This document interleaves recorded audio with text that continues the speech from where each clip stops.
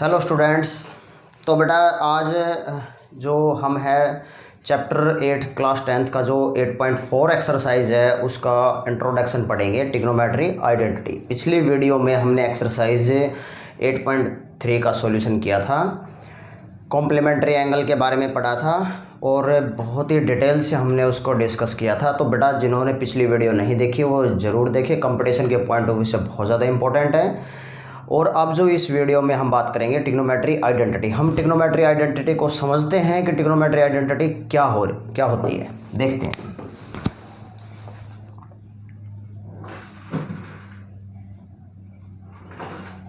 Trigonometry identity chapter 8 class 10th और chapter का जो नेम है वो है ट्रिग्नोमेट्री। ठीक है बेटा, आज हम जो बात करेंगे वो एक्सरसाइज 8.4 के इंट्रोडक्शन के बारे में पढ़ेंगे और इसमें क्या कहता है इसके बारे में भी हम पढ़ेंगे। और टॉपिक का जो नाम है वो है ट्रिग्नोमेट्री आइडेंटिटी।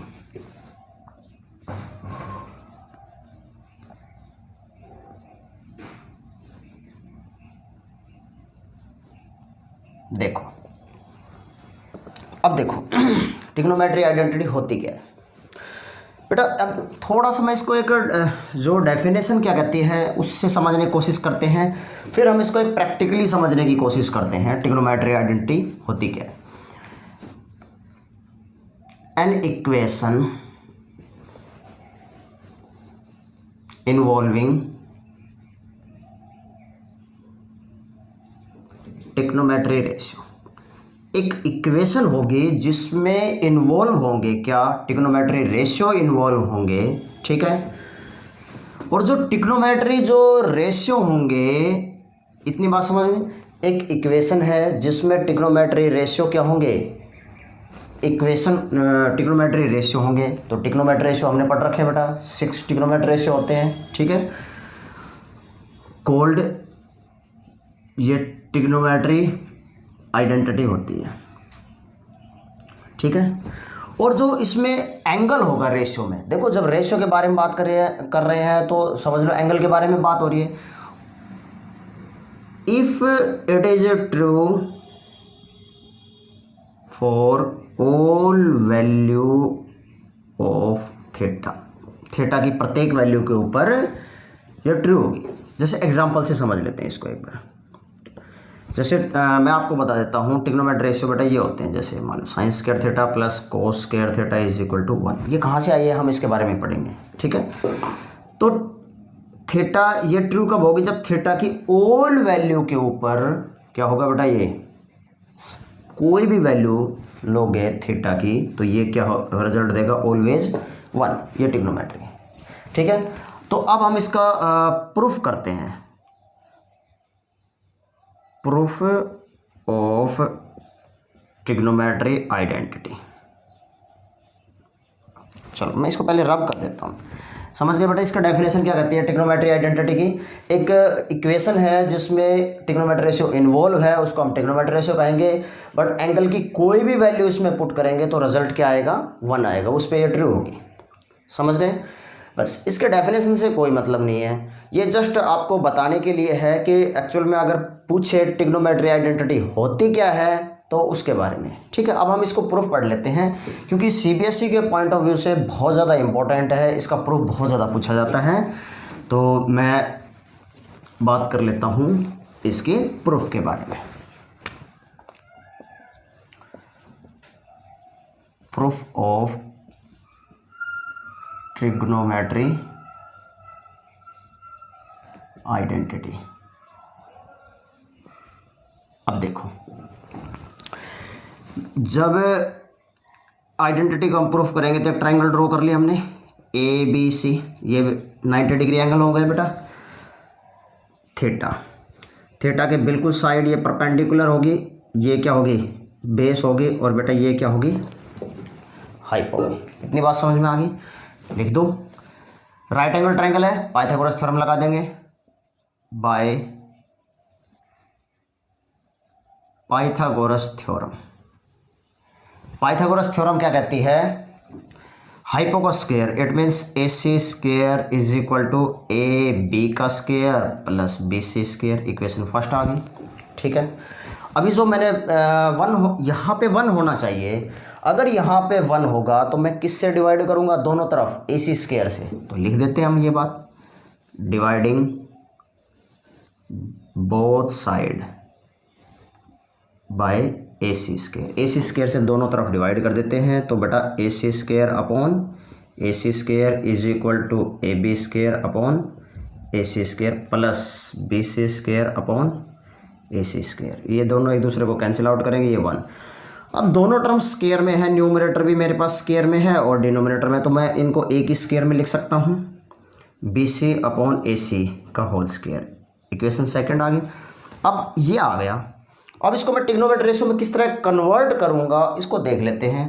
बेटा मैंने आपको एक ट्रिग्नोमेट्री रेशियो में एक लॉजिक बताया था, और जो लॉजिक मैंने आपको पढ़ाया था वो यही लॉजिक चलेगा, PBP और HHB। It means perpendicular upon hypo. Perpendicular क्या था? BC, और हाइपो कितना था? AC। ये बेटा साइन थीटा के इक्वल था जब हम एंगल थीटा फोकस कर रहे हैं। बेस अपॉन हाइपो, बेस क्या है? AB, और हाइपो क्या है? AC इज इक्वल टू किसके इक्वल है बेटा? Cos theta. काम चल जाएगा हमारा, इसी चीज़ को तो हम प्रूव करना चाह रहे हैं। अब जहाँ भी आपको AC upon AC AB upon AC नज़र आए तो बेटा उसकी जगह मैं क्या लिख सकता हूँ? Cos theta. तो इसका मतलब यहाँ पे मैं कोस थीटा का स्क्वायर लिखूँगा, और ये BC upon AC is equal to क्या होगा बेटा? साइन थीटा इसका स्क्वायर। अब जो स्क्वायर रिलेशन हमने पढ़ा था, तो स्क्वायर के अंदर कभी भी एंगल का कंसेप्ट नहीं होता। मैंने आपको ये बताया था कि साइन थीटा का स्क्वायर किसके इक्वल होगा बेटा? फंक्शन के स्क्वायर के इक्वल होता है, ना कि ये not equal to sine theta का स्क्वायर। इस तरह कभी पॉसिबल नहीं होता, ये रॉन्ग है और ये राइट है। स्क्वायर, क्यूब, फोर्थ पावर कुछ भी हो, तो बेटा ये 1 इज इक्वल टू क्या होगा मेरे पास? Cos square theta plus sine square theta. ये चीज़ प्रूव हो गई, मैं लिख सकता हूँ यहाँ पे, हैंस प्रूव्ड। इतनी बात समझ में आती है? गुड। चलो अब देखो, हमने एक आइडेंटिटी प्रूव करी, ठीक है।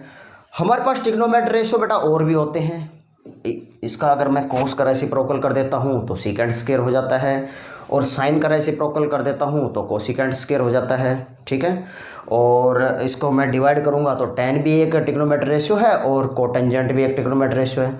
तो मैं यहाँ से एक आइडेंटिटी को हम इजीली प्रूव कर लेते हैं, तो हम और आइडेंटिटी को हम आसानी से प्रूव कर सकते हैं। कैसे करेंगे उसको भी देख लेते हैं। अब मेरे पास ये है 1 is equal to cos square theta plus sine square theta, ठीक है। अगर बेटा मुझे और आइडेंटिटी प्रूव करनी है तो मैं कह सकता हूँ कि इक्वेशन थर्ड को अगर मैं कोस स्क्वायर थीटा से डिवाइड करूँ, now equation third divide by cos square theta.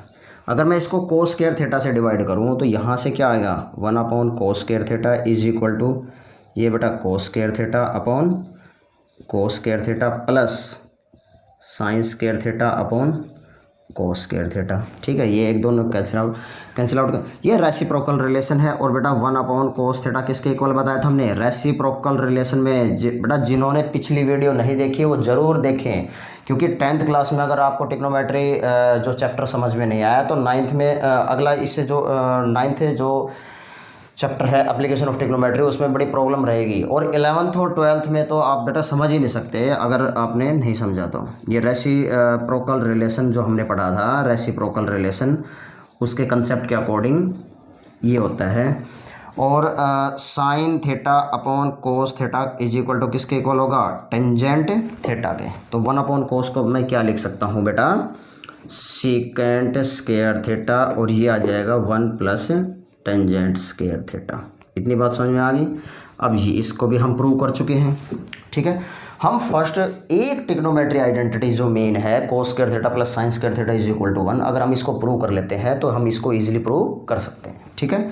अब देखो, मैंने आपको अभी बताया था जस्ट क्या कि सीकेंट भी ट्रिग्नोमेट्री रेशियो होगा, टेंजेंट भी ट्रिग्नोमेट्री रेशियो होगा, कोसिकेंट भी ट्रिग्नोमेट्री है और कोट भी ट्रिग्नोमेट्री है। तो हम इसको सीकेंट 10 है तो कोट में भी, क्योंकि 6 ट्रिग्नोमेट्री रेशियो हमने पढ़े हैं 8.1 एक्सरसाइज की जो हमने वीडियो अपलोड की थी, उस दौरान मैंने आपका इंट्रोडक्शन भी पढ़ाया था, तो उस दौरान मैंने आपको बताया था।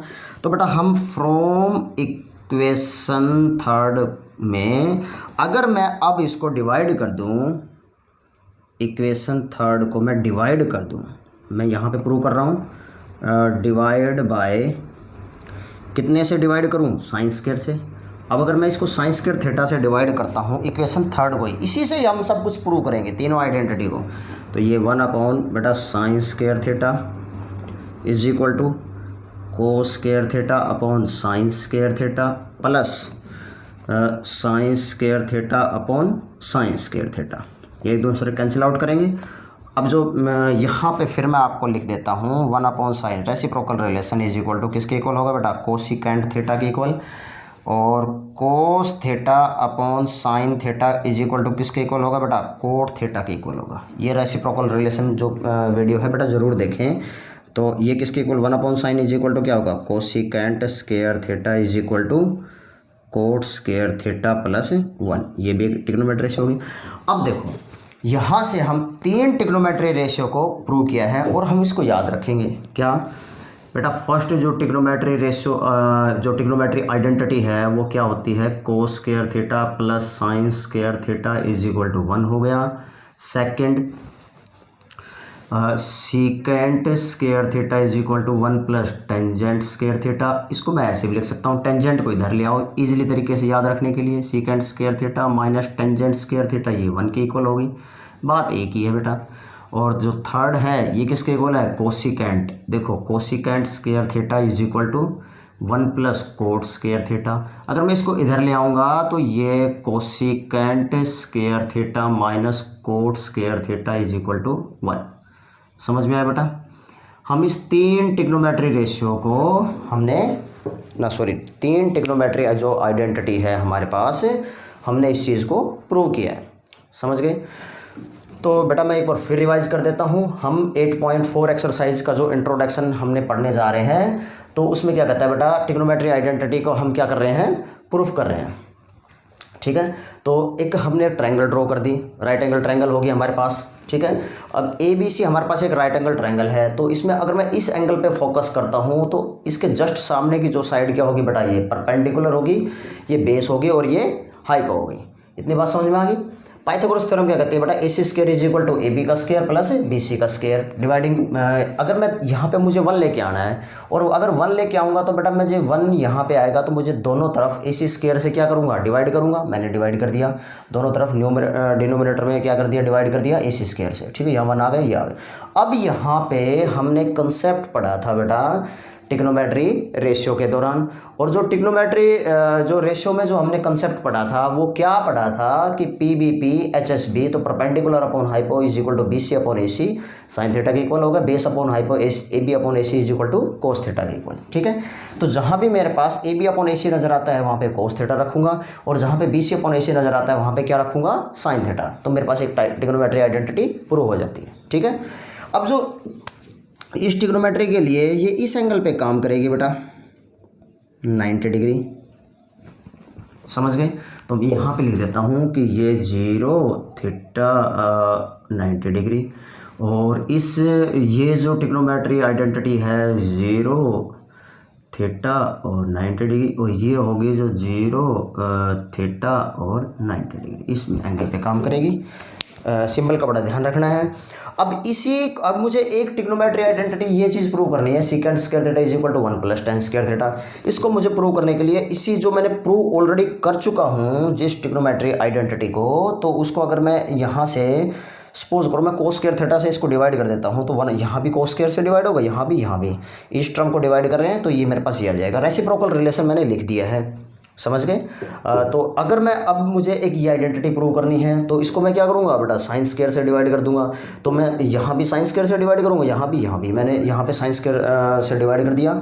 डिवाइड करने के बाद मेरे पास ये आ गया, ठीक है। अब तो ये 3 ट्रिग्नोमेट्री हम आइडेंटिटी को प्रूव कर चुके हैं, रेसिप्रोकल रिलेशन को प्रूव कर चुके, ठीक है। तो बेटा हमने इसका जो इंट्रोडक्शन हम पढ़ चुके हैं, ये 8.4 का इंट्रोडक्शन। अब जो नेक्स्ट वीडियो में जो हम बात करेंगे वो एक्सरसाइज 8.4 के बारे में बात करेंगे। बहुत ही इंपॉर्टेंट एक्सरसाइज है, एग्ज़ाम के पॉइंट ऑफ व्यू से बहुत ज़्यादा इंपॉर्टेंट है। चाहे कोई भी बोर्ड हो, हरियाणा बोर्ड हो, सीबीएसई हो, या कोई भी आईसीएसई बोर्ड हो, ऑल स्टेट बोर्ड के लिए ट्रिग्नोमेट्री बहुत ही ज़्यादा इंपॉर्टेंट है। और ये 8.4 एक्सरसाइज ये ज़्यादा इंपॉर्टेंट है। तो बेटा इस वीडियो को ज़्यादा से ज़्यादा लाइक, सब्सक्राइब और शेयर करें। नेक्स्ट वीडियो में हम एक्सरसाइज 8.4 के बारे में पढ़ेंगे। Thank you.